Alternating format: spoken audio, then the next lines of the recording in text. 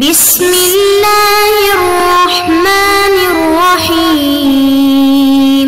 بسم اللہ الرحمن الرحیم۔ السلام علیکم ورحمۃ اللہ وبرکاتہ۔ عزیز طلبہ، امید ہے آپ تمام احباب خیر و عافیت سے ہوں گے۔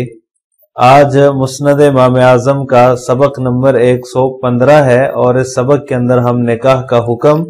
اور اسی طرح کنواری لڑکیوں سے نکاح کی ترغیب جو احادیث میں آئی ہے اس کی تفصیل پڑھیں گے۔ کتاب النکاح، بیان خطبۃ النکاح۔ وبه قال حدثنا ابو حنیفۃ عن القاسم عن ابیہ عن عبداللہ رضی اللہ تعالی عنہ قال علمنا رسول اللہ صلی اللہ علیہ وسلم خطبۃ الحاجۃ یعنی النکاح ان الحمد للہ نحمدہ ونستعینہ ونستغفرہ ونستہدیہ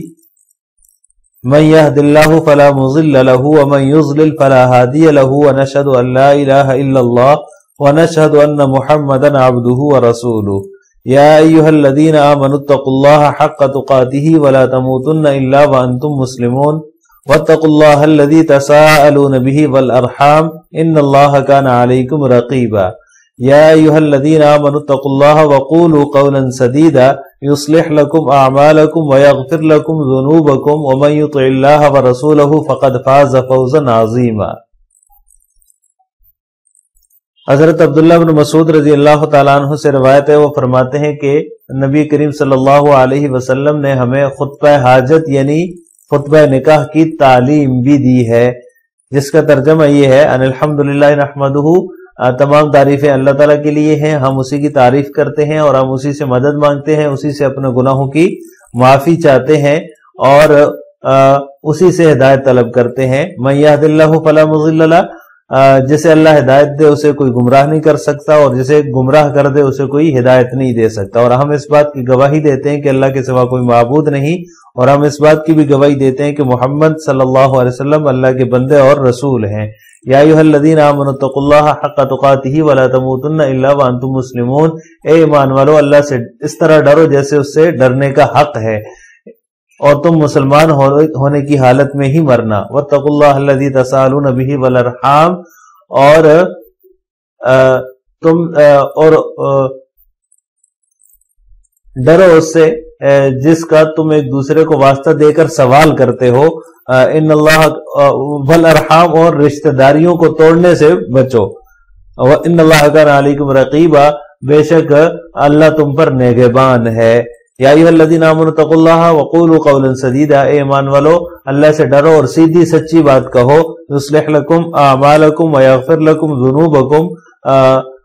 وہ اللہ تمہارے اعمال کی اصلاح کر دے گا اور تمہارے گناہوں کو معاف فرما دے گا۔ ومن یطع اللہ ورسولہ فقد فاز فوزا عظیما، اور جو شخص اللہ اور رسول کی اطاعت کرتا ہے وہ عظیم کامیابی حاصل کرتا ہے۔ بیان الامر بالتزوج۔ وبه قال حدثنا ابو حنیفۃ عن زیاد عن عبداللہ بن الحارث عن ابی موسیٰ رضی اللہ تعالی عنہ قال قال رسول اللہ صلی اللہ علیہ وسلم تزوجوا فانی مکاثر بکم الامم۔ حضرت ابو موسیٰ اشعری رضی اللہ تعالی عنہ سے مروی ہے کہ آپ صلی اللہ علیہ وسلم نے ارشاد فرمایا شادی کرو، کیونکہ میں تمہارے ذریعے دوسری امتوں پر کثرت کے معاملے میں فخر کروں گا۔ فإنی مکاثر بکم الامم، تمہاری کثرت کی وجہ سے دوسری امتوں پر میں فخر کروں گا۔ عزیز طلبہ، اس میں جو پہلی روایت ہے اس کے اندر خطبہ نکاح کا جو ہے وہ بیان ہے۔ حضرت عبداللہ بن مسعود فرماتے ہیں کہ ہمیں آپ صلی اللہ علیہ وسلم نے خطبہ نکاح کی جو ہے وہ تعلیم دی ہے۔ نکاح جو ہے یہ انسانی خواہشات کی جو ہے وہ تکمیل کا ایک سبب ہے، کیونکہ اللہ تعالیٰ نے ہر جسم میں خواہشات کی تکمیل کے اسباب رکھے ہیں، اور جسمانی خواہشات کی تکمیل کو ان اجسام کا حق قرار دیا ہے اور اس کی ادائیگی کا پابند بھی بنایا ہے۔ تو اسی وجہ سے تمام انبیاء کرام علیہ السلام اور امت کے جو بہترین لوگ ہیں وہ اس فطری نظام پر کاربند رہتے ہیں اور کاربند نظر آتے ہیں، اور اس کے خلاف کوئی دوسرا نظام پیش کرنے کی ہمت نہیں کرتا، یعنی کہ یہ جو اللہ تعالیٰ نے نظام رکھا ہے اس کے خلاف کوئی بھی نہیں جاتا۔ جو بہترین لوگ ہیں یہ انبیاء کرام علیہ السلام ہیں۔ اگر کوئی جو ہے جس طرح کہ ہمارے دور میں یا جو ہے وہ ترقی یافتہ دور میں جو ہے لوگوں نے یا بعض اقوام نے نکاح کے نظام کو رد کیا اور وہاں پر بوائے فرینڈ گرل فرینڈ کا جو ہے وہ کلچر عام ہوا، اور جو ہے وہ اس طرح کے، اور شناختی کارڈ سے والد کے نام کا خانہ ہی ختم کر دیا انہوں نے، متبادل نظام گویا کے لانے کی کوشش کی، تو وہاں پر پورا خاندانی نظام ہی گڑبڑ ہو گیا، تباہ و برباد ہو گیا، سب رشتے جو ہے وہ ختم ہو گئے، انسانیت جو ہے وہ ختم ہو گئی، اور ان کی معاشرتی زندگی جو ہے وہ برباد ہو کر رہ گئی۔ اور معاشرتی زندگی کو اللہ تبارک و تعالیٰ نے برقرار رکھنے کے لیے، نسل انسانی کی بقا کے لیے نکاح کا طریقہ رکھا ہے، نکاح کا ایک فطری نظام رکھا ہے، اور آپ صلی اللہ علیہ وسلم نے اس کا حکم بھی دیا ہے اور فرمایا ہے کہ تم کثرت سے نکاح کرو، میں تمہاری کثرت کی وجہ سے دوسری امتوں پر فخر کروں گا، یعنی قیامت والے دن نبی کریم صلی اللہ علیہ وسلم تمہاری کثرت کی وجہ سے، اپنی امت کی کثرت کی وجہ سے باقی امتوں پر فخر کریں گے کہ میری امت بہت بڑی ہے اور بہت بڑی کثرت میں ہے۔ تو اس وجہ سے آپ صلی اللہ علیہ وسلم نے نکاح کا حکم فرمایا ہے۔ اس میں انسانی خواہشات کی تکمیل ہوتی ہے، اور انسانی خواہشات کی چونکہ تکمیل کے اسباب اللہ تعالیٰ نے رکھے ہوئے ہیں، تو ان اسباب کو مکمل کرنے کے لیے ایک جو ہے وہ نظام بھی اللہ تبارک و تعالیٰ نے عطا فرمایا ہے، جو کہ فطری نظام ہے، اور اگر کوئی اس فطری نظام سے ہٹنے کی کوشش کرتا ہے تو اس کا نتیجہ آپ کے سامنے ہے۔ جس طرح کے ترقی یافتہ ملکوں نے کیا، وہاں پہ اس نظام کو جو ہے وہ رد کیا گیا اور غیر فطری نظام جو ہے وہ لانے کی کوشش کی گئی، تو آج ان معاشروں کی حالت آپ کے سامنے ہے، وہ تباہ و برباد ہو چکے ہیں، خاندانی نظام ان کا، معاشرتی زندگی ان کی تباہ و برباد ہو کر رہ گئی ہے۔ اس سے اگلی روایت ہے، وَبِهِ قَالَ حَدَّثَنَا أَبُو حَنِيفَةَ عَنْ عَبْدِ اللَّهِ بْنِ دِينَارٍ عَنِ ابْنِ عُمَرَ رضی اللہ تعالی عنہما قال رسول اللہ صلی اللہ علیہ وسلم أَنْكِحُوا الْجَوَارِيَ الشَّوَابَّ فَإِنْهُنَّ أَنْتَجُ أَرْحَامًا وَأَطْيَبُ أَفْوَاهًا وَأَعَزُّ أَخْلَاقًا۔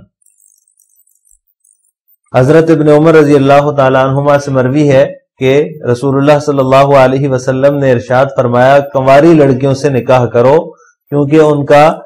جو رحم ہے انتج ارحامن، وہ آب حیات کو زیادہ قبول کرتا ہے، وہ اطیب افواہن، وہ خوشبودار منہ ہے، وہ اعز اخلاقن، اور ان کے عمدہ اخلاق ہوتے ہیں، یعنی ان کے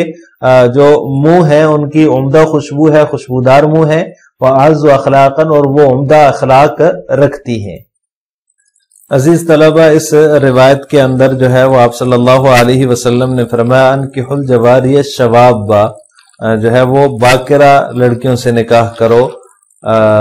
اس کے پھر آگے 3 وجوہات بیان کی ہیں۔ تو نکاح کا جو مقصد ہے وہ صرف شہوت رانی یا عیاشی نہیں ہے، بلکہ اس کے بڑے بڑے مقاصد ہیں۔ مثلا ایک یہ کہ نیک معاشرے کا قیام ہے، معاشرے کے اندر جو ہے وہ نیکی پھیلے، بدی کا خاتمہ ہو، توالد و تناسل کے ذریعے سے امت مسلمہ کو صالح افراد مہیا کرنا، کیونکہ جو اس فطری نظام کے ذریعے سے بچہ پیدا ہوتا ہے اس کے اندر ایک صلاحیت ہوتی ہے، ایک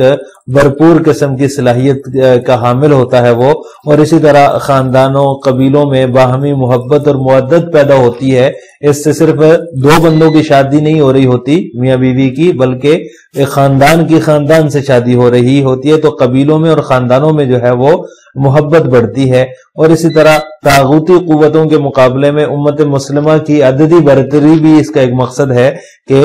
جو طاغوتی قوتیں ہیں، جو کفریہ قوتیں ہیں، ان کے مقابلے میں مسلمانوں کی جو تعداد ہے وہ زیادہ ہوتی ہے۔ تو ان مقاصد کے حصول کے لیے جو نظام شریعت نے دیا ہے، جو نظام دیا ہے، وہ بھی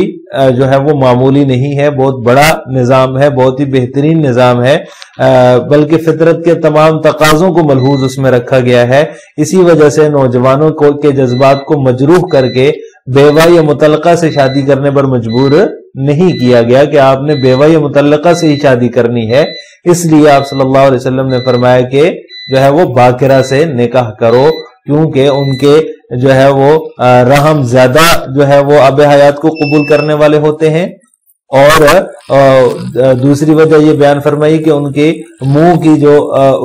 خوشبودار منہ ہوتے ہیں، اور تیسرا یہ ہے کہ ان کے عمدہ اخلاق ہوتے ہیں۔ تو لہٰذا اس وجہ سے باکرہ سے نکاح کرنے کی ترغیب آپ صلی اللہ علیہ وسلم نے فرمائی ہے کہ باکرہ سے نکاح کرنا یہ زیادہ ہے۔ بلکہ ایک روایت میں آتا ہے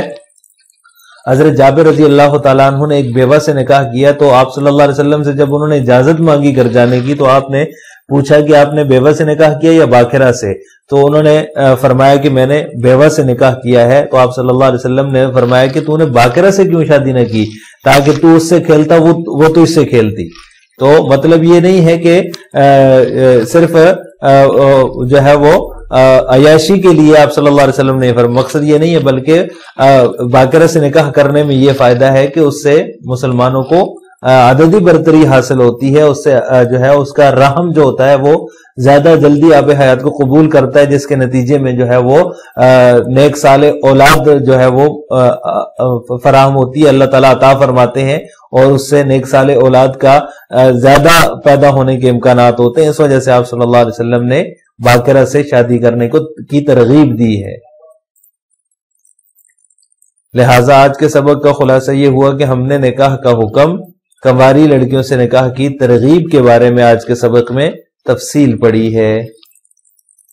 آخر میں آپ سے 2 سوال ہیں. نمبر 1، نکاح کے کیا مقاصد ہیں؟